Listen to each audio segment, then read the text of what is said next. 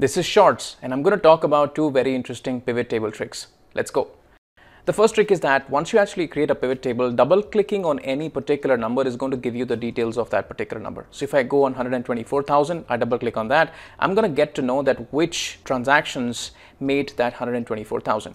If you don't want your users to be able to go take a look at the details of that particular number and you would like to turn it off, what you can do is you can right click on the pivot table, go over to the pivot table options. In pivot table options, you can go to the data and disable the show details tab right here. And I'll say OK, and now the users would not be able to go down into that drill down.